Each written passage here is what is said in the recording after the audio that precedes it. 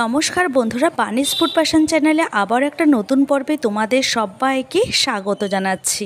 আজকে চলে এসেছি সকালের ব্রেকফাস্ট বা রাতের ডিনারের জন্য দারুণ স্বাদের একটা পরোটার রেসিপি নিয়ে। এটা বানানো যেমন সহজ, তেমনি হাতের কাছে থাকা কিছু উপকরণ দিয়ে খুব সহজে তৈরি করে নেওয়া যায়। এই পরোটাগুলিকে খুবই হেলদিভাবে আমি তৈরি করব। তাহলে চলো কথা না বাড়িয়ে রান্নার মূল পর্বে ফিরে যাওয়া যাক। এখানে আমি মেজারিং কাপের 2.5 কাপের মতো আটা নিয়েছি। এবার দিয়ে দিলাম স্বাদ অনুযায়ী নুনটাকে এখন আটার মধ্যে খুব ভালো করে মিশিয়ে নিতে হবে। রেসিপিটাতে আমি আটা ব্যবহার করছি, তোমরা চাইলে এখানে ময়দারও ব্যবহার করতে পারো, তবে আটা দিয়ে করে নিলে খুবই হেলদি হবে। ব্রেকফাস্ট বা ডিনারের জন্য খুব সহজেই বানিয়ে নেওয়া যায়। এখন অল্প অল্প করে জল দিয়ে আমি একটা ডো তৈরি করে নেব। যেমন করে আমরা রুটি বা পরোটার ক্ষেত্রে অল্প অল্প জল দিয়ে একটা ডো তৈরি করে নিই, ঠিক সেই রকমভাবে আমি ডোটাকে তৈরি করে নিচ্ছি। তোমরা তোমাদের পরিবারের সদস্য অনুযায়ী আটার পরিমাণটাকে বাড়িয়ে বা কমিয়ে নিতে পারো। এখন ডোটাকে মেখে 10 মিনিটের জন্য রেস্টিং পিরিয়ডে রেখে দেব। আচ্ছা, আমি এখানে ব্যবহার করলাম 1 বাটির মতো মসুরির ডাল। এই ডালটা আমি সেদ্ধও করিনি, এটা কিন্তু আগের দিনের ডাল। অনেক সময় দেখবে রান্না করার পর ডালটা কিন্তু থেকে যায়, তো সেই ডালটা ফেলে না দিয়ে এইভাবে কিন্তু তোমরা সেই ডালটাকে পুনরায় ব্যবহার করে একটা দারুণ স্বাদের রেসিপি তৈরি করে নিতে পারো। অন্যদিকে গ্যাসের ওভেনে একটা কড়াই বসিয়ে সেটা ভালো মতো গরম করে নেওয়ার পর দিয়ে দিলাম কিছুটা সাদা তেল। তেলটা গরম হয়ে যাওয়ার পর ফোড়নে ব্যবহার করলাম কালো জিরে। কালো জিরেটা থেকে সুন্দর একটা গন্ধ বেরোনোর পর দিয়ে দিচ্ছি কাঁচা লঙ্কা। আমি এখানে 3টের মতো কাঁচা লঙ্কা ভালো করে কুচি করে নিয়ে তেলের মধ্যে ছেড়ে দিয়েছি। এবার খুব ভালো করে ভেজে নিলাম।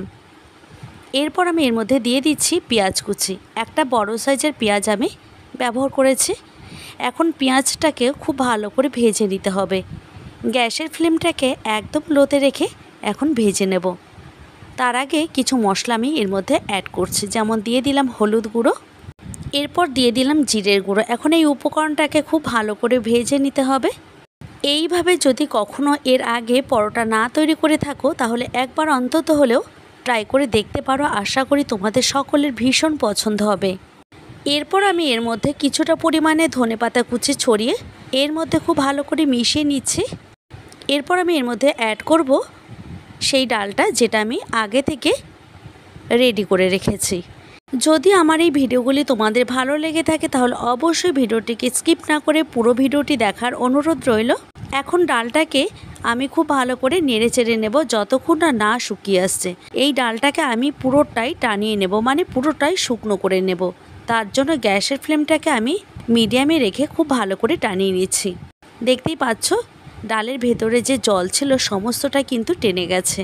তো আমার এখানে পুরটা পুরোপুরি রেডি হয়ে গেছে। এবার গ্যাসের ফ্লেমটাকে অফ করে দিয়ে একটা প্লেটে পুরটাকে ঢেলে নিচ্ছি। অন্যদিকে আটা যে ডোটা তৈরি করে রেখেছিলাম সেটাও কিন্তু সেট হয়ে গেছে। এবার হাতের মাধ্যমে ঠিক এইভাবে লেচিগুলিকে কেটে নেব। এখানে আমি যে পরিমাণে আটা নিয়েছি তা থেকে আমার 12খানার মতো লেচি কাটা হয়ে গেছে। লেচিগুলিকে বড় বা ছোট তোমরা তোমাদের পছন্দ অনুযায়ী করে নিতে পারো। এখন দেখতেই পাচ্ছ আমি ঠিক এই রকম বাটির মতো শেপ দিয়ে নেব। এরপর পুরটা ভরে ঠিক এইভাবে সিল করে নেব। এতে কী হবে, বাইরে থেকে বেরিয়ে আসবে না। খুব ভালো করে সিল করে নিলাম।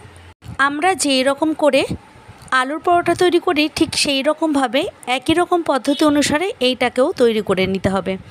প্রথমে বাটির মতো শেপ দিয়ে নিয়ে পরিমাণ অনুযায়ী আমি পুরটাকে ভরে নিচ্ছি। এখানে খুব বেশি পুর হয়ে গেলে বেলার সময় বেরিয়ে যেতে পারে, সেটা খেয়াল রেখেই এখানে পরিমাণ মতো পুরটাকে ভরে নিয়ে আমি দেখো সমস্ত লেচিগুলিকে তৈরি করে নিলাম। আমার এখানে সমস্ত লেচির মধ্যে পুর ভরা হয়ে গেছে। এবার একটা থালার মধ্যে রেখে দিচ্ছি। এখন এই লেচিগুলিকে বেলে নেওয়ার জন্য কিচেন স্ল্যাপের মধ্যে কিছুটা আটার গুঁড়ো ছড়িয়ে দেব। তারপর ঠিক এইভাবে চেপে চেপে সমান করে নিচ্ছি। তারপর একটা বেলুনি দিয়ে এইভাবে আমি লেচিটাকে বেলে নিচ্ছি।